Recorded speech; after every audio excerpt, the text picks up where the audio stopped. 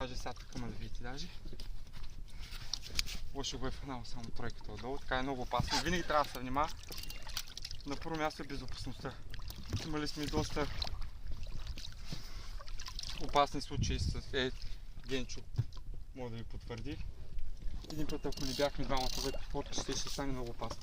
Търта му се заби през ноката, беше огромен сум. Винаги на първо място е безопасността.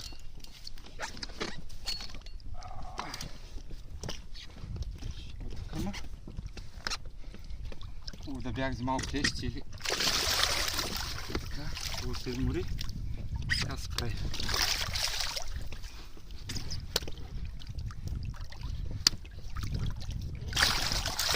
Това беше много опасно за лодката. Аз се занимавам с лодките също много. Сома не е добре изморен. Няма време обаче, трябва да бързам, защото бъйците са вънка. Въобще не е изморен даже. Качай му куките, ако искаш, ама внимавай, вече хващай го яко. Това няма как да го пече, човек.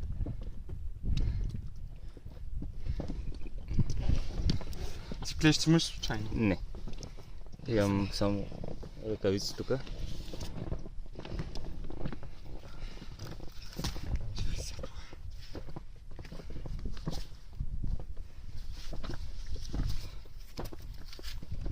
Мисля, че е много голям. Държи сома. Добре, как?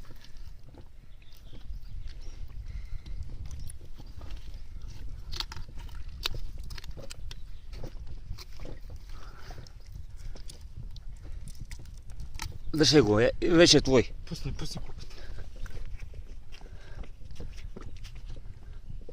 Карай го, Мишо, да не го изсърбеш сега пак Не, накрая. аз тук и направо го пускам. Дигай го. Го видите?